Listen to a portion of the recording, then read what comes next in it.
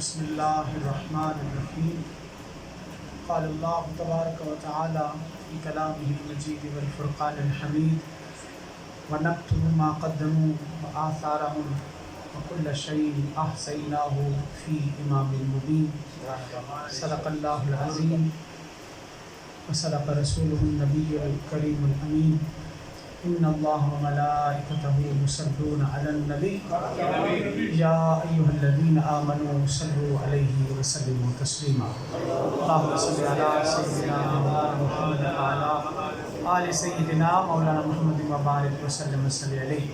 جن عجب نہیں پڑھا زور نہ پڑھو. اللہم صل علی سیدنا محمد وعلی آل سیدنا مولانا محمد وبارک وسلم صلی علیہ. غلام حشر میں جب سید الورا کے چلے، غلام حشر میں جب سید الورا کے چلے، لوائے حمد کے سائے میں سر اٹھا کے چلے، لوائے حمد کے سائے میں سر اٹھا کے چلے. یہ کس کا شہر قریب آ رہا ہے دیکھو تو، یہ کس کا شہر قریب آ رہا ہے دیکھو تو، درود پڑھتے ہوئے قافلے ہوا کے چلے، درود پڑھتے ہوئے قافلے ہوا کے چلے. اور نظر بے عالم پاکیزگی پڑے ان پر، نظر بے عالم پاکیزگی پڑے ان پر، مسافران لحد اس لیے نہا کے چلے، مسافران لحد اس لیے نہا کے چلے. اور مکتب پیر صاحب نے کمال لکھا ہے کہ نصیر ان کے سوا کون ہے رسول ایسا، نصیر ان کے سوا کون ہے رسول ایسا، نصیر ان کے سوا کون ہے رسول ایسا، جو بخشوانے پہ آئے تو بخشوا کے چلے، جو بخشوانے پہ آئے تو بخشوا کے چلے. معزز محترم علماء کرام، نعت خوانان ذوی الاحتشام، حاضرین محترم، آج ہم سبھی جناب محترم چودھری گلفراز صاحب مرحوم و مغفور کی اس محفل احصال ثواب میں حاضر ہیں.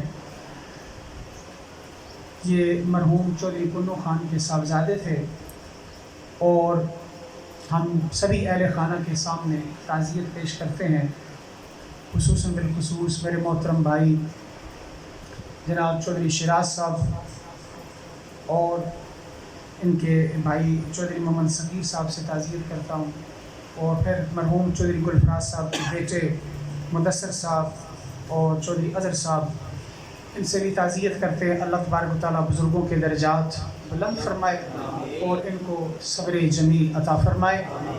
اور قرآن مجید کے حکم کے مطابق وبالوالدین احسانا، والدین کے ساتھ نیکی کرو، اس میں اللہ نے زندگی اور موت کی قید نہیں لگائی کہ زندگی میں نیکی کرو مرنے کے بعد نہ کرو، مطلقاً فرمایا، ایبسلوٹلی فرمایا ہے، اس میں قید نہیں لگائی گئی. یعنی والدین زندہ ہوں تو بھی ان سے نیکی کرو اور دنیا سے گزر جائیں تو بھی ان سے نیکی کرو. اس پہ علامہ صاحب کچھ روشنی ڈال چکے ہیں کہ والدین جب دنیا سے چلے جائیں تو نیکی کرنے کا کیا ذریعہ ہے، کیا طریقہ ہے. کچھ باتیں میں بھی آپ کے گوش گزار کروں گا. دوستان مکرم، سب سے پہلے تو تعزیت ہے، اور یہ بہت بڑا صدمہ ہے. بھائی کا بھائی سے جدا ہو جانا یہ اتنا بڑا دکھ ہے، اتنا بڑا صدمہ ہے کہ تاریخ انسانی نے، اس چشم فلک نے مولا حسین جیسا صابر اس دنیا میں نہیں دیکھا. یعنی صابروں کا امام تھا نا مولا حسین جیسا صابر، کہ جس کے بارے میں علامہ اقبال جیسا آدمی بھی یہ کہتا ہے امام عاشقاں پورے بطول. حسین پتہ ہے کون ہے؟ یہ عاشقوں کا امام ہے. امام عاشقاں پورے بطول، سرو آزاد زبستان رسول. اور یہ حضور کے گلشن کا ایک آزاد کھڑا ہوا سرو کا پودا ہے جو ایستادہ ہے، اور اس کی عظمت اور اس کی بلندی عرش کو چھو رہی ہے. اور فرمایا حسین جیسا صابر تاریخ نے نہیں دیکھا. اور حسین نے سبھی قربانیاں پیش کی، سارے رشتے حسین سے جدا ہوئے، لیکن جب بھائی دنیا سے گیا نا، جس کو دنیا عباس کے نام سے جانتی ہے، پھر عباس جیسا کوئی بھائی بھی ہونا، جس کو دنیا عباس. اور شاعر نے ایک دو جملہ میں ایک نذرانہ عقیدت پیش کیا مولا عباس کو، کہتے ہیں پلٹ نہ آتے جو دریا سے تشنہ لب عباس. آپ کو پتا ہے عباس، مولا عباس، غازی عباس پانی لینے جب فرات پہ گئے تو آپ فرات پہ پہنچ گئے، گھوڑے کو کہا تو پانی پی لے. گھوڑے نے کہا جب تک سکینہ پیاسی ہے میں نہیں پی سکتا. خود چلو میں پانی ڈالا, پینے لگے, پھر دل میں خیال آیا جب تک سکینہ پیاسی ہے میں نہیں پی سکتا, خود بھی نہ پانی پیا. شاعر نذرانہ دیگر پیش کرتا ہے, پلٹ نہ آتے جو دریا سے تشنہ لب عباس, تو پھر کون جانتا کہ دہر میں وفا کیا ہے. کون جانتا کہ دہر میں وفا کا دوسرا نام عباس. ایسا بھائی بھی کون لکھا. تو حسین جیسا صابر دنیا میں نہیں ہے, سارے شہادتوں پر صبر کیا. علی اکبر جیسے جوان بیٹے کی شہادت پر صبر کیا, لیکن جب غازی عباس وہ بھائی, وہ دلاور, وہ علی کا بیٹا جب رخصت ہوا, جب تیروں سے چھلی ہوئے, دونوں بازو شہید ہوئے, اور پھر شیر کی طرح جب مشق کو دانتوں میں دبا کر آ رہے تھے لیکن خیموں تک نہ پہنچ سکے, شہید ہو گئے. جب غازی عباس شہید ہوئے نا تو مولا حسین نے اس وقت ایک جملہ کہا جو تاریخ میں لکھا ہے کہ ان کا سرد ظاہری الان, اور لوگوں اب میری کمر ٹوٹ گئی, اب میری کمر ٹوٹ گئی, اب میرا بھائی مجھ سے جدا ہو گیا.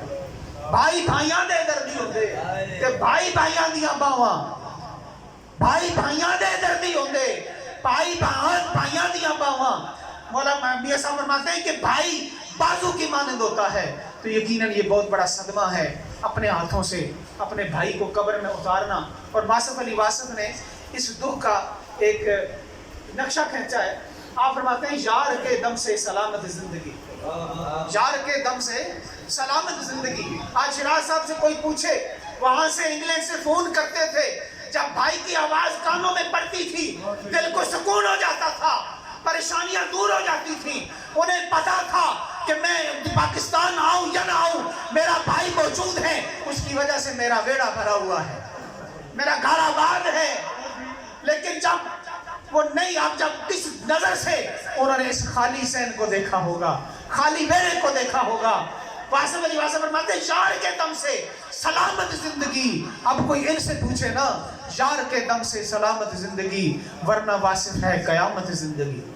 جب اپنے عزیز بچھڑ جائیں تو زندگی قیامت بن جاتی ہے. تو دوستان مکرم, وقت بہت مختصر ہے, چند جملے آپ کی گوش گزار کرنا چاہوں گا کہ یہ محفل احسال ثواب ہے. احسال ثواب کا مطلب ہوتا ہے جو ہمارا عزیز دوست بھائی والدین کوئی بھی دنیا سے گزر گیا اس کو ثواب پہنچانا. اس کو کیا پہنچانا جی بولیے؟ ثواب. ثواب کیا ہوتا ہے؟ کسی نیک کام پر جو اجر آپ کو ملتا ہے اس کو ثواب کہتے ہیں. ٹھیک ہے جی. اور اس میں احسال ثواب نہیں, حصول ثواب ہے. یعنی پہلے سب سے پہلے وہ ثواب کس کو مل رہا ہے؟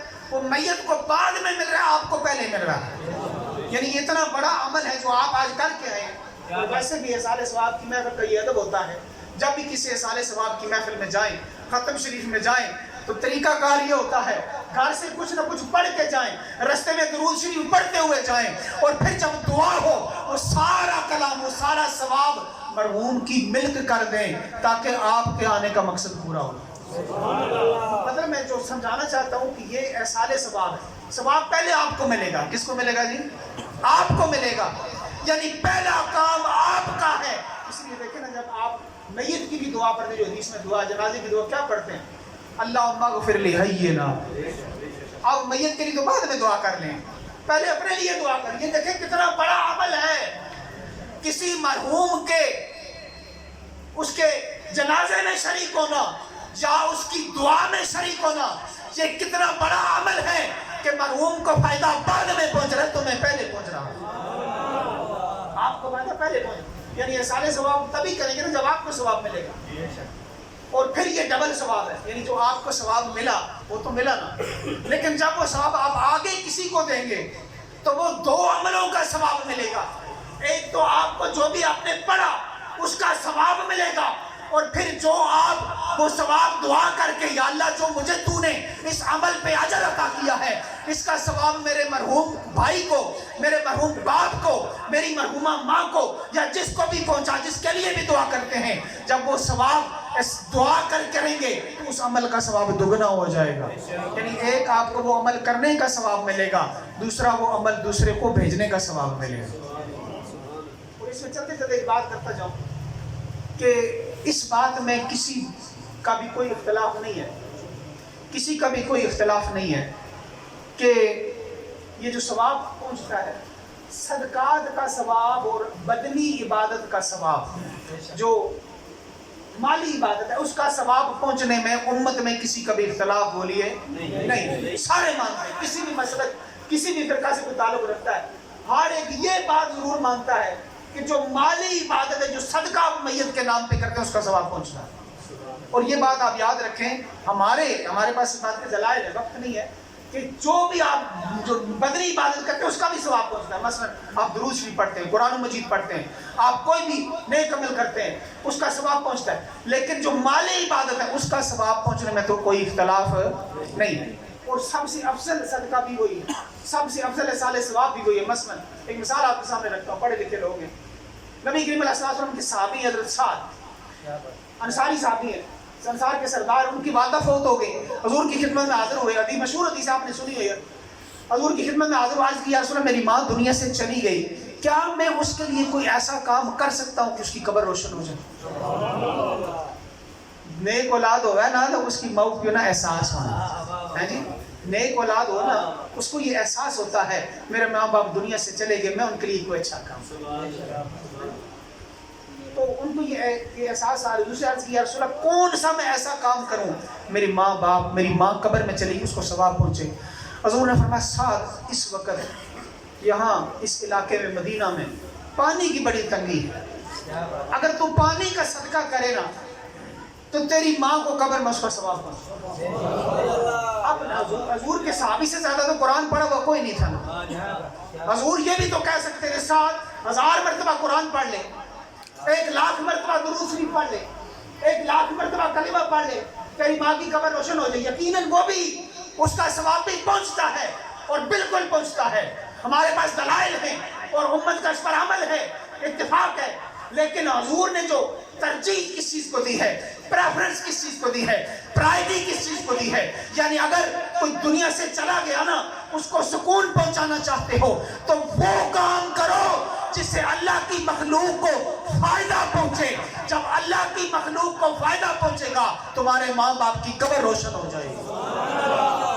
قرآن پڑھنا بھی فائدہ پہنچانے والا عمل ہے، لیکن وہ کام کرو نا جس میں اللہ کی مخلوق کی فائدہ پہنچے، اس کا ثواب بہت جلد پہنچتا ہے، فوراً پہنچتا ہے. یہ حضور ہمیں اپنے عمل سے بتا رہے ہیں، یعنی یہ سال ثواب میں حضور کی کیا ترجیح ہے. اب حضور سے زیادہ تو قرآن حضور پہ نازل ہوا ہے، اور حضور کے صحابہ سب سے پہلے قرآن کے قاری ہیں، سب سے پہلے قرآن کے سننے والے ہیں. ان سے زیادہ ہم ان سے زیادہ قرآن تو نہیں اچھا پڑھ سکتے. حضور ان سے کہہ دیتے ہیں تم قرآن پڑھا کرو تمہاری والدہ کو ثواب پہنچے گا. نہیں، حضور نے فرمایا وہ تو پہنچے گا، لیکن ایسا ہے کہ صدقہ وہ کرو جس سے اللہ کی مخلوق کو فائدہ پہنچے. جب وہ کام کرو گے تیری ماں کی قبر روشن ہو جائے. اور دوسری بات یہ، علامہ جلال الدین سیوطی رحمۃ اللہ تعالیٰ، ویسے جو نیک اولاد ہوتی ہے نا وہ ویسے ہی صدقہ جاری ہے. یعنی نیک اولاد اگر دعا کرے یا نہ کرے، وہ ختم کا اہتمام کرے یا نہ کرے، وہ محفل منعقد کرے یا نہ کرے، اگر وہ جب تک نیکی کے رستے پر قائم ہے اس کی ماں باپ کی قبر روشن ہوتی ہے. امام جلال الدین سیوطی رحمۃ اللہ تعالیٰ شرح الصدور میں یہ حدیث بیان کرتے ہیں، اور یہ حدیث دل کے کانوں سے سننے والی ہے. اگر یہ بات آپ کی سمجھ میں آ گئی، میرا آنے کا مقصد پورا ہو جائے گا. فرماتے ہیں کہ ہر پیر اور جمعرات کو اعمال، ہر جمعے کو اعمال اللہ کی بارگاہ میں پیش کیے جاتے ہیں، اور ہر پیر اور جمعرات کو اعمال، حضور فرماتے ہیں میں جب قبر میں چلا جاؤں گا تمہارے اعمال میرے سامنے پیش کیے جائیں گے، میرے سامنے پیش کیے جائیں گے، اور تمہارے جو والدین اعزاء اقربا دنیا سے گزر گئے ان کے سامنے پیش کیے جائیں گے. یعنی آپ کے اعمال، آپ کے جو بزرگ دنیا سے گزر گئے نا، ان کے سامنے بولیے پیش کیے جائیں گے. ان کو پتہ ہوتا ہے آپ دنیا میں کیا کر رہے ہیں. لیکن اگلی بات سننے والی، حضور کے سامنے تو جب پیش ہوتے ہیں تو حضور کیا کرتے ہیں؟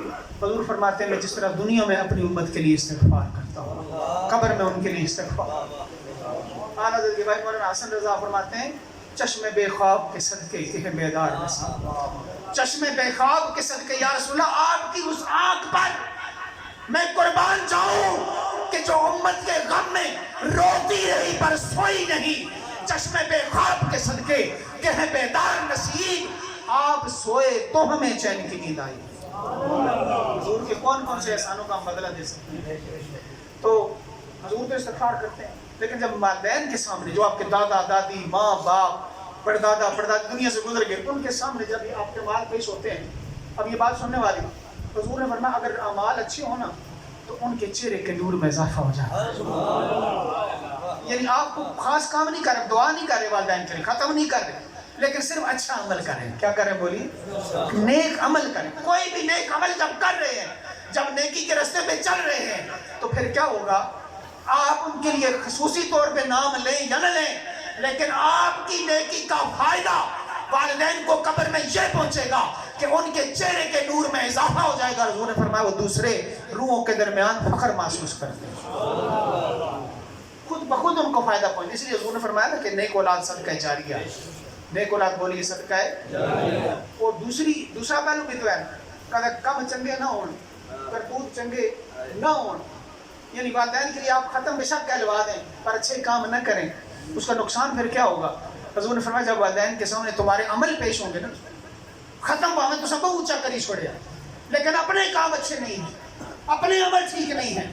اگر اپنے عمل اچھے نہیں ہیں، اپنے اعمال ٹھیک نہیں ہیں، تو تمہارے عمل جب والدین کے سامنے پیش ہوں گے، حضور فرماتے ہیں کہ اگر عمل برے ہوں، اولاد کے عمل اچھے نہ ہوں، تو والدین کے چہرے کا نور پھیکا پڑ جاتا ہے اور وہ دوسری روحوں کے درمیان شرمندگی محسوس ہوتی ہے.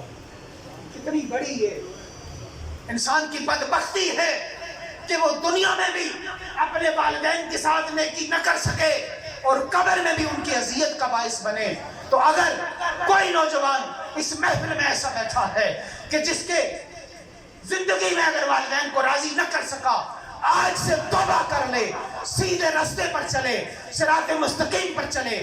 جب اپنے عمل ٹھیک کر لے گا، اس کے والدین خود بخود قبر میں راضی ہو جائیں، والدین خود بخود قبر میں خوش ہو جائیں. تو دوستان مکرم، نبی کریم علیہ السلام کی تعلیمات سے ہمیں یہ بات سمجھ میں آتی ہے کہ احصال ثواب، اور یہ جو عرض کر رہا تھا نا کہ یہ احصال ثواب کرنا، آخری کے بعد ختم کرتا ہوں، وقت ہو گیا، کہ احصال ثواب میں ڈبل ثواب ہے. مدارج النبوت میں شیخ عبداللہ احمد دہلوی رحمۃ اللہ تعالیٰ آپ لکھتے ہیں، میدان معاشر میں ایک بندہ آئے گا، میدان معاشر میں ایک شخص آئے گا اور میزان عدل پر اس کے عمل تولے جائیں گے، اور میزان عدل پر اس کا کیس بڑا ڈیفرنٹ ہوگا، یونیک ہوگا.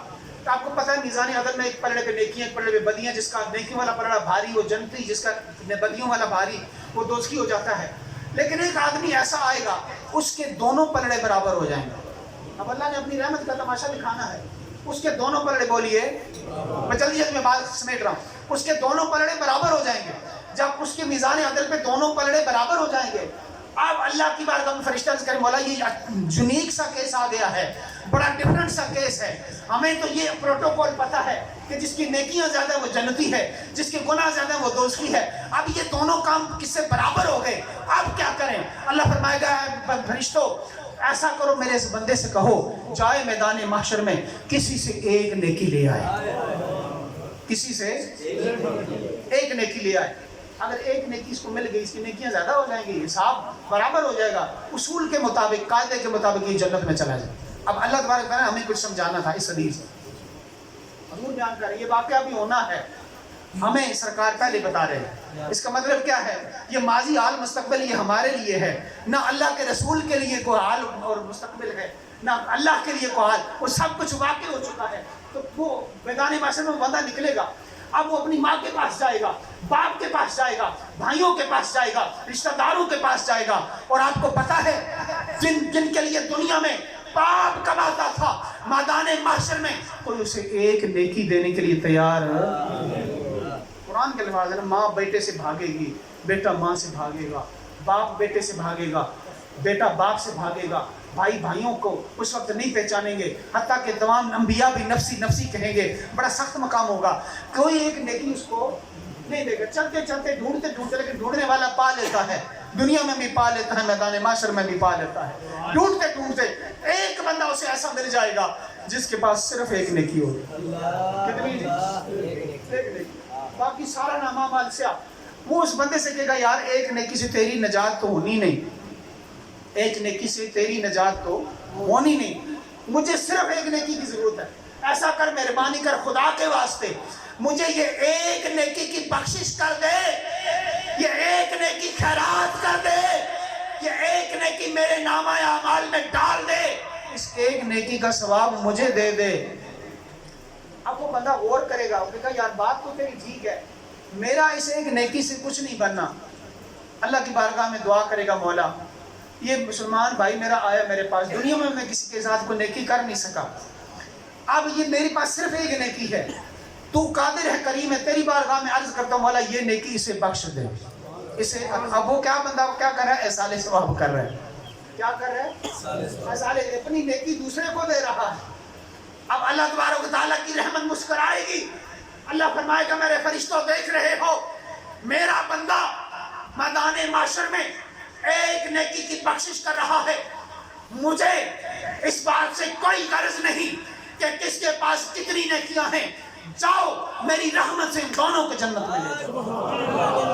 لیکن اسے جو نتیجہ، جو کرنس نکالنے لگا ہوں، جو خلاصہ کلام ہے وہ کیا ہے کہ وہ نیکی ایک نیکی تھی جب تک اس کی اپنی تھی، وہ نیکی ایک نیکی تھی جب تک اس کے اپنے پاس تھی، لیکن جب وہی نیکی کسی دوسرے سے کی، اس نیکی کا اجر اتنا بڑھ گیا، اس کے سارے گناہ ختم ہو گئے، نیکیاں بڑھ گئی۔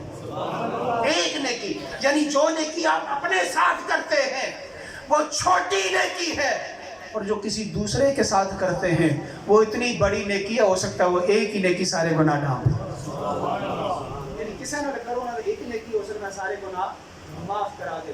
اور آخری بات علامہ صاحب فرما رہے تھے، ماں کی عظمت کا ذکر کر رہے تھے، بس ایک جملہ، ماں کی کس کی عظمت کا ذکر کر رہے تھے؟ ماں کی۔ ماں ایک قطرہ دودھ پلائے تو اتنا بڑا اجر و ثواب ہے جی، اور غازیوں کا ثواب، شہیدوں کا ثواب، ایک ایک قطرہ دودھ کے بدلے۔ یہ میری اور آپ کی ماں اتنی عظمت والی ہے، تو جس ماں نے حسنین کو دودھ پلایا ہو، یعنی جس ماں نے حسنین کو دودھ پلایا ہو، پھر وہ کتنی عظمت والی ہوگی، پھر اس کی عظمت و شان کون ماپ سکتا ہے، کون تول سکتا ہے؟ کوئی بڑے سے بڑا خطیب ہی کیوں نہ ہو، پھر اس کی عظمتوں کو کیوں کر پہچان سکتا ہے کہ جس نے جنت کے سرداروں کو دودھ پلایا، جس نے جنت کے سرداروں کو دودھ۔ فاطمہ کون ہے؟ میری اور آپ کی مائیں، جنت میں جس کی کنیزیں ہوں گی نا، اس بی بی کا نام فاطمہ۔ میری اور آپ کی ماں جنت میں جس کی کنیزیں ہیں وہ سیدہ فاطمہ ہے، اور حضور فرماتے ہیں میری بیٹی بطول ہے۔ یا رسول اللہ بطول کون ہوتی ہے؟ فرمایا بطول وہ ہوتی ہے جو عورتوں کی بیماری سے پاک ہو، جو عورتوں کی بیماری سے پاک ہو، حیض سے بھی پاک ہو، نفاس سے بھی پاک ہو۔ اور سیانے لوگ بیٹھے ہو، جس بی بی کو حیض نہ آتے ہو، نفاس نہ آتے ہو، کیا اس کی اولاد پیدا ہوتی ہے؟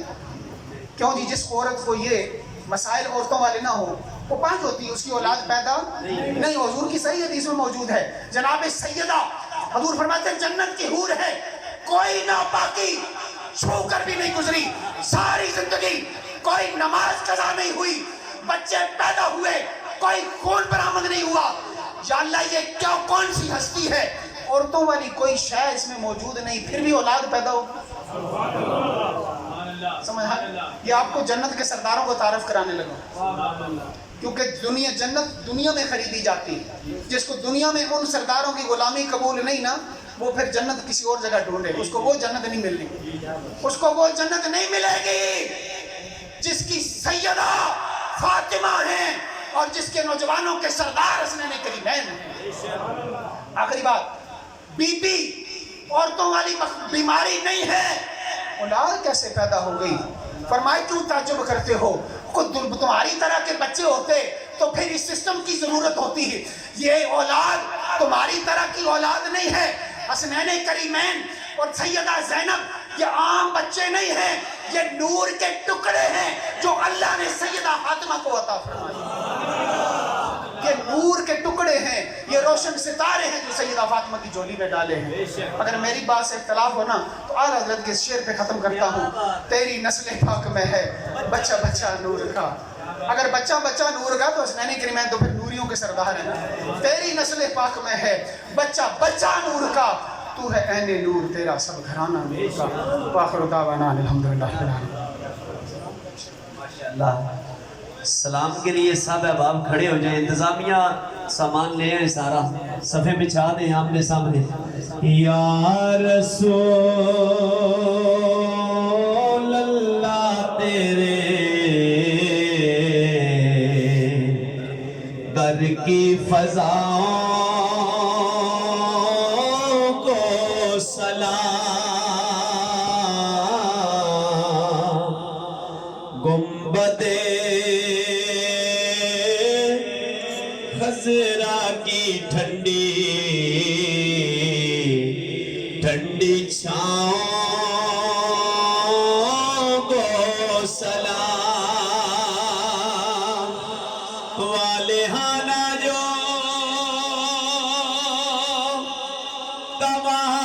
طواف روزائے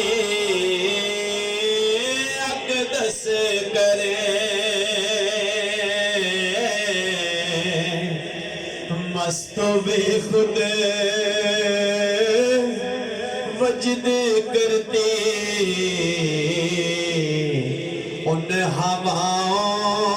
ہواؤں کو سلام مسجد نبوی کے صبح اور شاموں کو سلام پیارے آقا تیرے غلاموں کے غلاموں کو سلام جو مدینے کے گلی کوچوں میں دیتے ہیں صدا ان فقیروں راہگیروں اور غلاموں کو سلام جو پڑھا کرتے ہیں روز و شب تیرے دربار میں پیش کرتا ہے ظہوری ان سلاموں کو سلام ستویں ليل